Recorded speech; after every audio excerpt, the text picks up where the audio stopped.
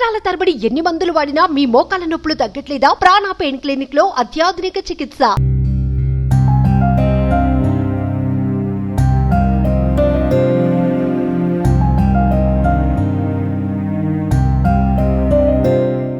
అంటే అసలు గత కొన్నేళ్లుగా మీతో రిలేషన్ లేదని మీ అత్తగారు చెప్తా ఉన్నారండి. 5 years నుంచి రిలేషన్లో లేము. లాస్ట్ 5 years నుంచి ఎప్పుడైతే నాకు ఈ విషయం తెలిసిందో అప్పటి నుంచి నన్ను కొట్టడము చేయడము చాలా నానా విధాలుగా హింసించిండు. తాగేసి వచ్చి ఏ రాత్రి అంటే ఆ రాత్రి ఇది చేయడము చాలా. పవిత్ర డైరెక్ట్ నాకు కాల్ చేసి వాడు నా మొగుడే, ఏం పీక్కుంటో వీక్కో అనేసి కూడా అనింది. ఇలాంటి మాటలు కూడా మాట్లాడింది పవిత్ర జయరాం. వాళ్ళ పిల్లలకి కూడా తెలుసు.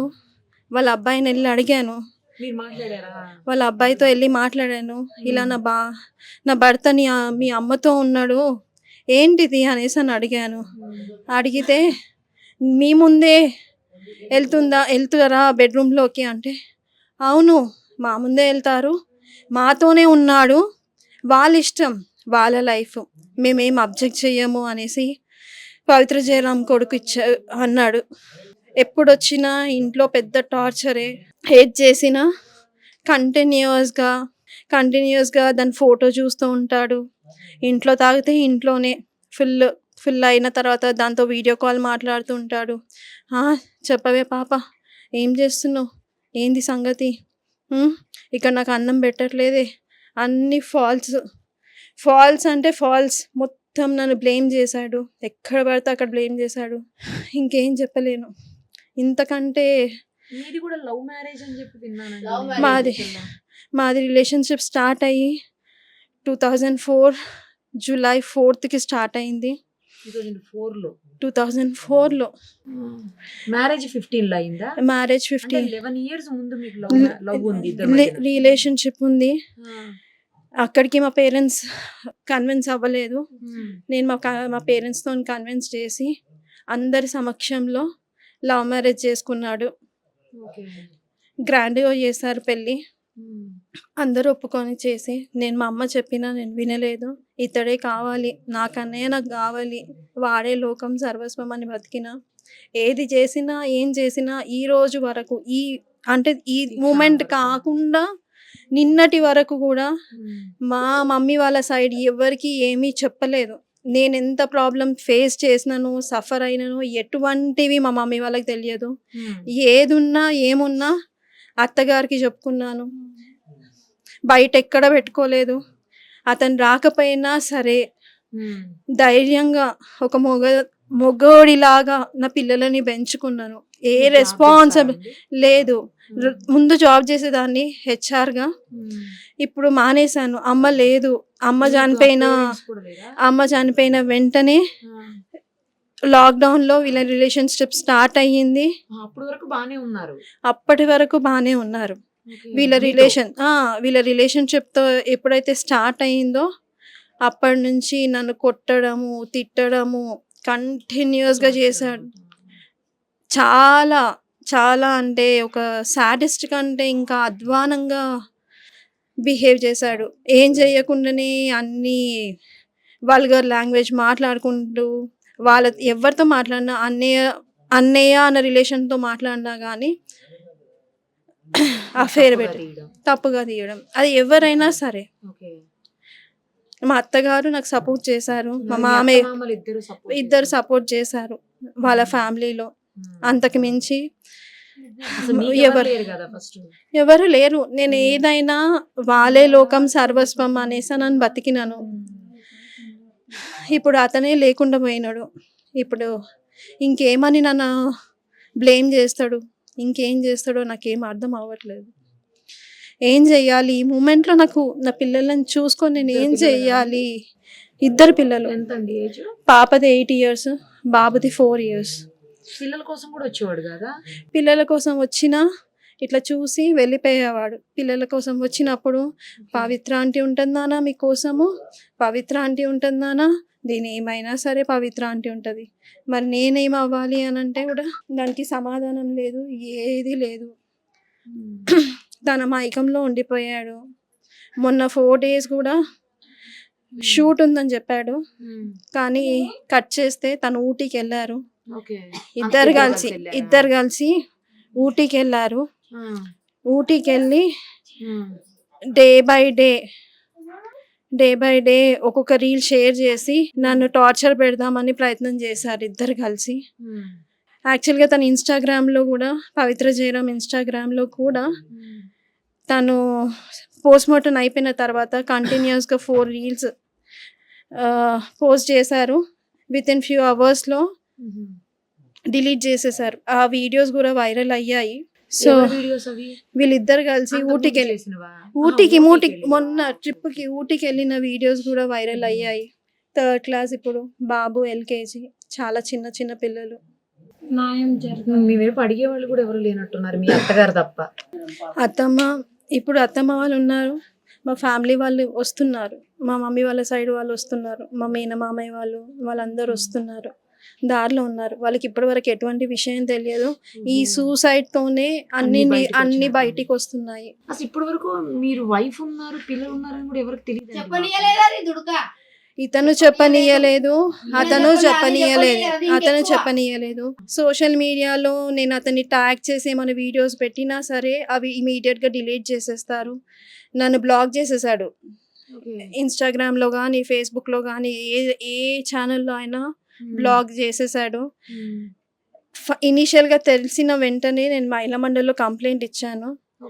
అక్కడ ఇచ్చిన తర్వాత కూడా అక్కడ కౌన్సిలర్ ముందు చెప్పాడు, అదే నా లైఫ్ అని. అంటే పవిత్ర అనే లైఫ్ అంటే అక్కడ అన్నారు కూడా, మా అమ్మ వీడు చేంజ్ కాడు, వదిలేసేయి, సెటిల్ చేసుకొని వదిలేసేయి అని అన్నాడు.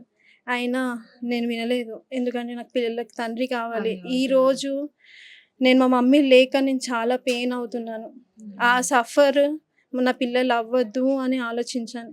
కానీ తండ్రి కావాలి. నిన్న కూడా అందరిలో కూర్చోబెట్టి మాట్లాడాం. ఏమని అంటే, ఇలా suicide Pavi wait for 2 days అని పెట్టాడు ఇన్స్టాగ్రామ్లో. ఏంటి Pavitra wait for 2 days I'm coming అన్నట్టు పెట్టాడు పోస్ట్. అదే విషయము 10 మందిలో కూర్చోబెట్టి మాట్లాడాను. మాట్లాడితే నేను అంత పిరికివాడిని కాదు, నేను చూసుకుంటాను, నాకు కొంచెం టైం పడుతుంది సెటిల్ అవ్వడానికి అనేసి అని అన్నాడు.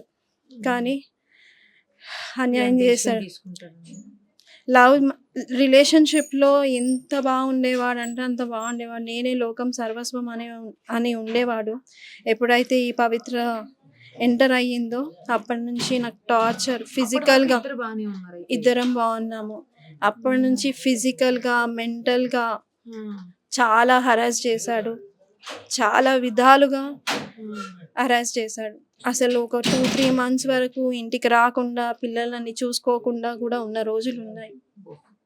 ఇంకా మీ వైపు ఎవరు లేరు కూడా కదా అడగడానికి కూడా. ఇన్ని రోజులు అసలు మీరు చెప్పలేదు అంటున్నారు. నేను చెప్పలేదు. యాక్చువల్గా చెప్పాలంటే పెద్దగా చేసుకుంటే ఎందుకు, పాప సెటిల్ అవుతుంది, అమ్మ లేదు, అమ్మ సపోర్ట్ లేనందుకు పాపకి ఫ్యూచర్లో ఏమైనా కావాలి, ఒకేషన్స్ ఏమైనా చేయాలన్నా, ఫంక్షన్స్ కావాలన్నా మా వాళ్ళు రావాలి అంటే నేను ఇష్యూ చేయకుండా ఉంటేనే వాళ్ళు వస్తారు, చూస్తారు.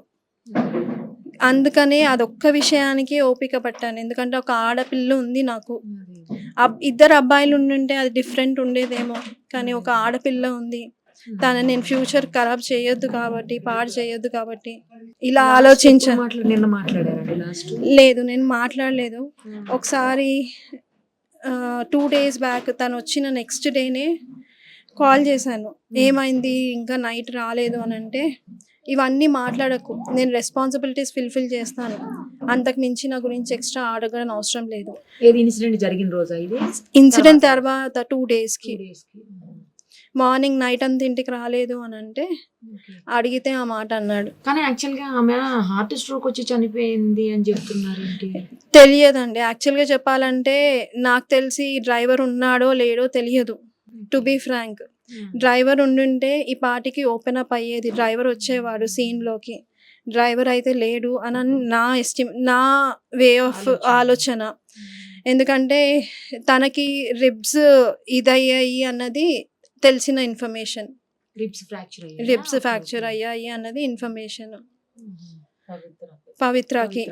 ఎందుకంటే నాకు 12:30 12:40 కాల్ చేశాడు. ఎప్పుడు ఇలానే తాగేసి కాల్ చేస్తాడు అనేసి నేను లైట్ తీసుకున్నాను సైలెంట్ పెట్టి. యాక్చువల్‌గా ఓకే, ముందు ఓకే. రోజు మా అత్తయ్యకి బ్యాక్ పెయిన్ అయ్యింది. తనకి ఆహా. యూరిన్ ఇన్ఫెక్షన్, కిడ్నీలో వాటర్ స్టోర్ అయ్యిందనేసి ఆ, మిడ్‌నైట్ 11:40కేమో విజయ హెల్త్ కేర్‌కెళ్ళాము. ఓకే.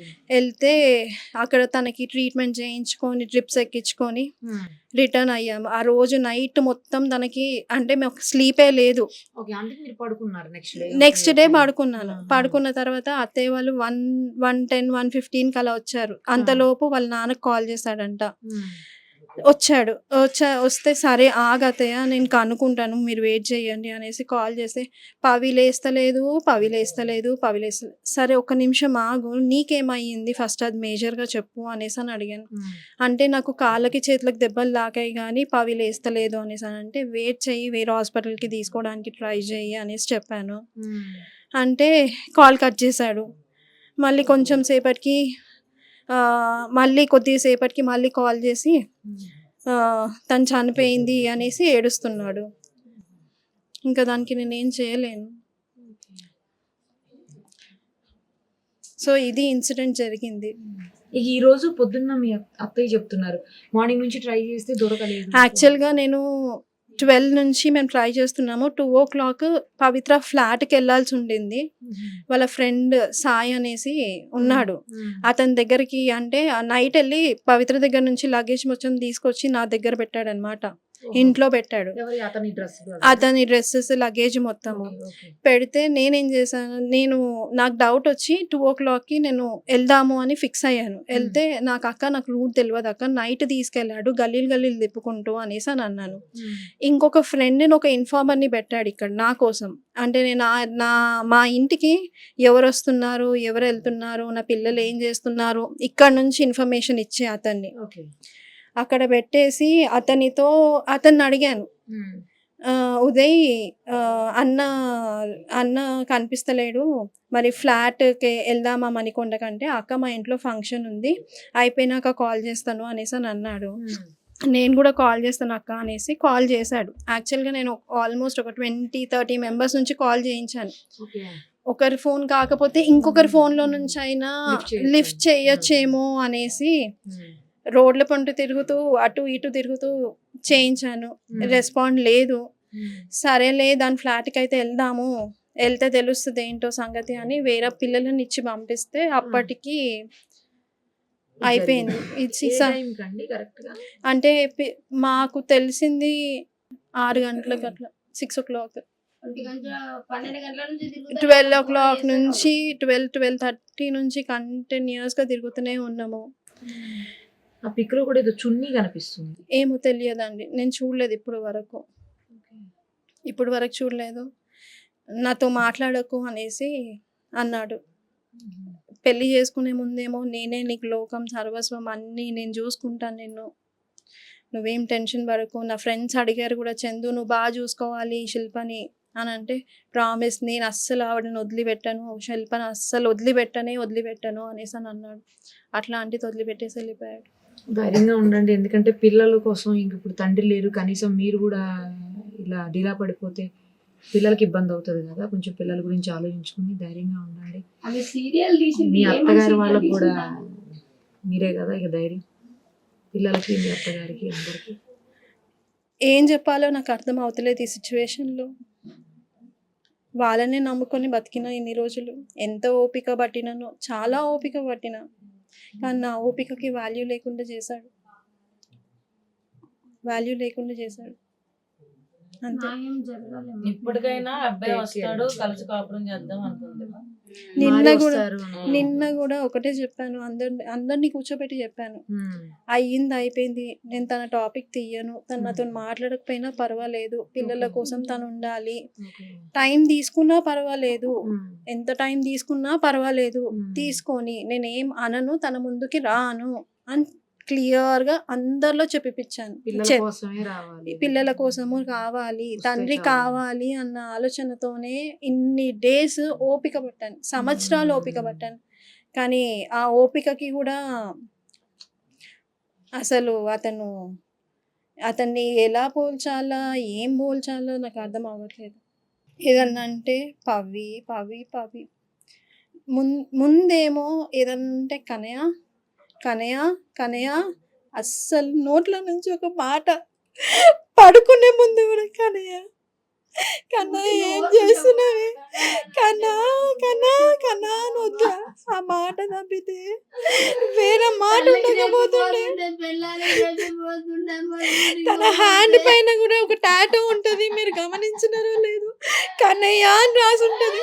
తనతో డైరెక్ట్ ఫైట్ చేసినా ఏం చేసినా ఏది చేసినా తను ఏం చేసిందో తెలియదు, కానీ తను మాత్రం చాలా నన్ను ఏ రోజు నా పిల్లలకి స్కూల్లో రిపోర్ట్స్ లో కానీ దేంట్లో తండ్రి స్థానంలో సైన్ పెట్టలేదు. కాకపోతే ఆ ప్రతీక్ష కాలేజ్ రిసిప్ట్ కి పేరెంట్ ప్లేస్ లో సైన్ పెట్టాడు. అంటే ఆమె ఎవరు? వాళ్ళ అమ్మాయా? వాళ్ళ అమ్మాయికి తను ఉన్నాడంట, పవిత్ర కూతురు. పవిత్ర కూతురికి కొడుకుకి ఉన్నాడంట. కానీ నా పిల్లలకి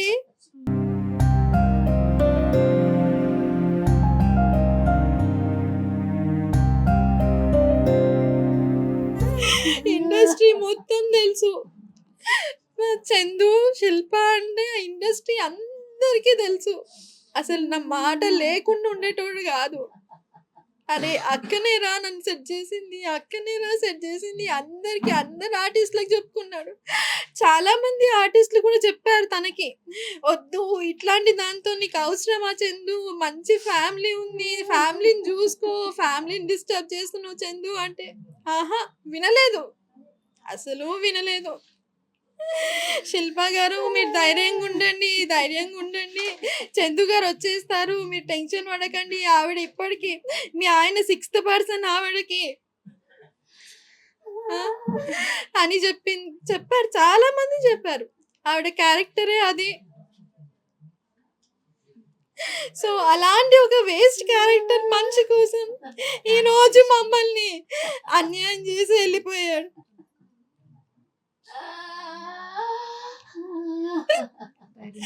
అసలు నా పేరు లేకుండా అరే అక్క చేసిందా, ఆ కన్నా చెప్పు, ఇప్పుడే స్టార్ట్ అయినా, ఇక్కడున్నా, ఈ లొకేషన్ లో ఉన్నా, వచ్చేస్తున్నా, హార్డ్లీ ఇంకా 5 minutes లో ఉంటేనే ఇంట్లో వచ్చేస్తున్నా. ఇదంతా 2020 వరకు కంటిన్యూగా ఉండింది. ఎప్పుడైతే ఫస్ట్ లాక్డౌన్ స్టార్ట్ అయ్యిందో అప్పటి నుంచి ఎప్పుడు నా మీద చెయ్యనోడు. 12:30 నైట్ నుంచి మార్నింగ్ 5 o'clock వరకు ఎట్లా పడితే అట్లా కొట్టినాడు. అయినా మా మమ్మీ వాళ్ళ సైడ్ ఎవరికి చెప్పుకోలేదు, మా మేనమామలకు కానీ ఎవరికి చెప్పుకోలేదు. నేను ఏదున్నా మా అత్తయ్యతో మాట్లాడుతుండే, అది కూడా ఊరబకపోతుండే. ఈ ఏరియాలో అందరూ అంటారు తల్లి కూతురు లాగున్నారు అనేసి. మదరే అనుకున్నానండి, తర్వాత తెలిసింది మదర్ లేదు అని. కానీ ఇంత అన్యాయం చేసి వెళ్తాడు అనేది అనుకోలేదు.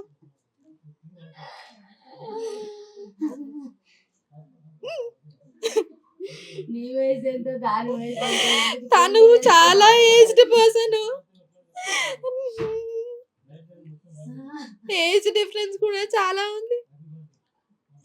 నాకు చెప్పడమే పవికి హార్ట్ లో హోల్స్ ఉన్నాయి, తనని జాగ్రత్తగా చూసుకోవాలి, అది ఇది అనేసి అని అన్నాడు. కానీ నేను ఒక ఫ్రెండ్ లాగా మాట్లాడుతున్నాడేమో, ఫ్రెండ్ లాగా రీల్స్ చేస్తున్నాడేమో, ఇండస్ట్రీయే కదా మనకు తెలియంది ఏముంది అనేసి అని అనుకున్నాను. తర్వాత నన్ను చాలా టార్చర్ పెట్టాడు. అసలు నా దగ్గర ఉండని కూడా ఉండట్లేదు.